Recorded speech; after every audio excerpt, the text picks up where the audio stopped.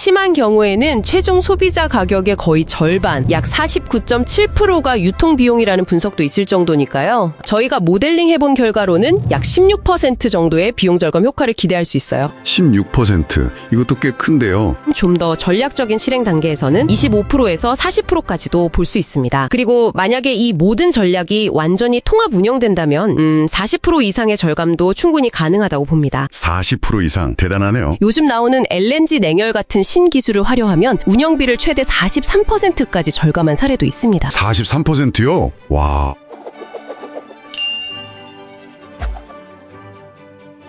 케이크 원가의 상당 부분, 적게는 25%에서 많게는 50%까지 차지한다는 여름 딸기 비용 문제입니다. 네, 이게 정말 큰 부담이죠. 특히 여름 딸기가 겨울 딸기보다 30%에서 50%나 비싸다는 점도 그렇지만 요즘 기후변화 때문에 가격 변동성이 너무 커졌어요. 맞습니다. 1년 만에 3배가 뛰었다는 이야기도 있으니까요. 그러니까요. 이러다간 정말 사업의 지속 가능성까지 위협받을 수 있는 상황인 거죠. 그렇죠. 예측이 안 되니까요. 그래서 오늘 저희의 미션은 이 전문가 보고서를 토대로 당신의 여름 딸기 조달 비용을 현실적으로 한 20%에서 40%까지 절감할 수 있는 5가지 핵심 전략을 파헤쳐보는 겁니다. 단순히 비용만 줄이는 게 아니라 뭐랄까 운영 효율성이나 리스크 관리까지 다 포함해서요. 맞습니다. 자, 그럼 첫 번째 전략부터 시작해볼까요? 역주기 대량 선구매라. 흥미로운데요? 네, 이건 그냥 쌀 때 많이 사두자 뭐 이런 단순한 차원은 아니고요. 가격이 낮을 때 대량으로 사서 장기 보관하는 어떻게 보면 금융적인 해징 효과까지 노리는 전략입니다. 금융적 해징이요? 날 길어요? 네, 여기서 핵심 기술이 바로 개별 급속 냉동 IQF입니다. 아, IQF 들어본 것 같아요. 이 기술 덕분에 딸기세포 조직 파괴를 최소화하면서 영하 18도에서 최대 24개월까지 보관이 가능해요. 품질, 그러니까 식감이나 풍미도 거의 그대로 유지하면서요. 24개월이요? 와, 대단하네요. 네, 생각해보시면 변동성 큰 부패성 자산이잖아요, 딸기가. 이걸 장기 안정자산으로 바꿔서 그 시장 혼란으로부터 당신의 사업을 딱 분리시키는 거죠. 이야, 이건 정말 딸기로 시간여행을 하는 셈이네요. 변덕스러운 시장에서 좀 벗어나서 통제권을 줄 수 있다는 거군요. 그렇죠. 근데 현실적으로 초기 설비 투자나 에너지 같은 운영 비용 부담은 없을까요? 이게 좀 걸릴 것 같은데요? 아, 정확히 보셨습니다. 당연히 초기 투자나 운영 비용이 들죠. 그래서 ROI, 즉 투자 대비 수익률 분석을 할 때는 단순히 구매 비용만 볼 게 아니라 가공, 보관, 에너지 비용까지 다 포함한 총 비용을 반드시 고려해야 합니다. 그렇군요. 만약에 당신의 사업 규모가 대규모 투자가 좀 부담스럽다 이러면 이미 가공된 IQF 완제품을 구매하는 방법도 있고요. 완제품 구매? 네, 아니면 여러 업체가 같이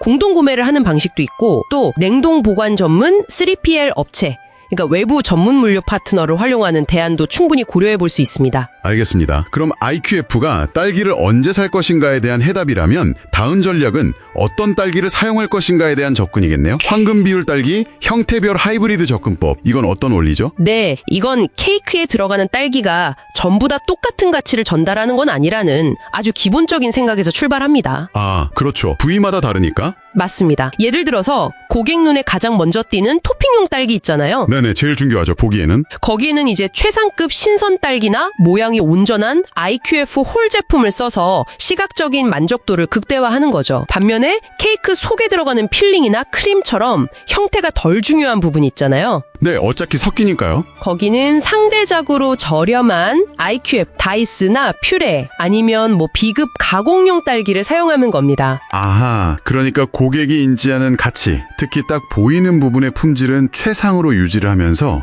눈에 잘 안 띄는 부분은 비용 효율적인 형태로 대체해서 결과적으로 평균 혼합 원가를 낮추는 거군요. 정확합니다. 신선 A급이 킬로그램당 12,000원 이상 갈 때도 있는데 IQF는 보통 5,000원에서 9,000원 사이거든요. 와, 차이가 크네요. 네, 그러니까 이 가치 차익 거래라고 할까요? 이걸 잘 활용하면 상당한 절감이 가능한 거죠. 핵심은 고객이 느끼는 지각된 가치는 그대로 두거나 오히려 높이면서 실제 원가는 낮추는 그런 현명한 상택입니다. 네, 아주 스마트한 전략인데요. 그럼 세 번째, 유통구조 자체를 혁신하는 방법으로 넘어가 보죠. 산지 직거래와 계약 재배. 기존 유통 방식은 비용이 정말 만만치 않다고 들었어요. 네, 맞아요. 심한 경우에는 최종 소비자 가격 가격의 거의 절반, 약 49.7%가 유통비용이라는 분석도 있을 정도니까요.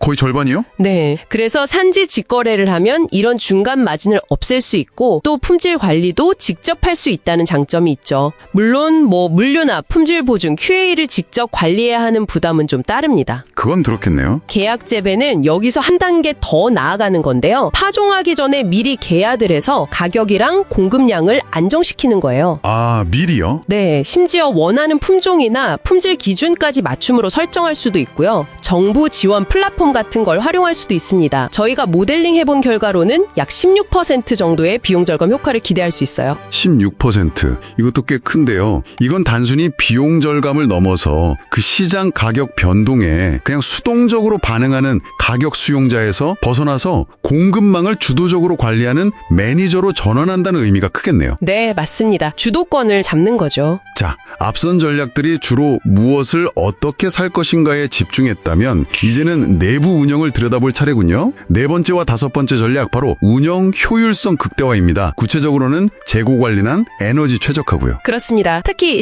신선식품에서 재고는 그냥 바로 비용이죠. 폐기 손실만 해도 매출의 3에서 5%에 달할 수 있거든요. 3에서 5%면 정말 크죠. 네, 그래서 필요한 시점에 딱 맞춰서 원료를 공급받는 JI, 그러니까 적시 생산 방식하고요. 먼저 들어온 재고를 먼저 사용하는 FIFO, 선입선출 원칙 적용이 중요합니다. 이걸 정보 시스템 투자를 통해서 체계적으로 관리하면 현금 흐름 개선에도 당연히 도움이 되고요. 그리고 에너지 비용. 아까 IQF 이야기할 때 잠깐 나왔지만 특히 대량 선구매로 딸기를 보관하게 되면 이 냉동 냉장 비용이 생각보다 큰 복병이 될 수 있겠어요. 맞습니다. 에너지 최적화는 사실 간과하기 쉬운데 총 비용 절감에는 정말 결정적인 역할을 합니다. 보관 기간에 따라서 온도를 좀 다르게 관리한다거나 스마트 제어 시스템을 도입하고 창고 단열을 강화하고 고효율 설비를 사용하는 건 기본이고요. 네, 기본적인 것들. 더 나아가서는 폐열을 재활용하거나 요즘 나오는 LNG 냉열 같은 신기술을 활용하면 운영비를 최대 43%까지 절감한 사례도 있습니다. 43%요? 와. 네, 이 에너지 비용 절감은 앞서 말씀드린 그 IQF 선구매 전략의 ROI를 직접적으로 확 높여주는 핵심 요소라고 할 수 있습니다. 듣고 보니 정말 다 유기적으로 연결되어 있네요. 이 전략들이 개별적으로도 물론 의미가 있지만 서로 맞물려서 시너지를 낼 때, 예를 들면 아까 말씀하신 대량 선구매랑 에너지 최적화가 딱 결합될 때 그 효과가 극대화된다는 점을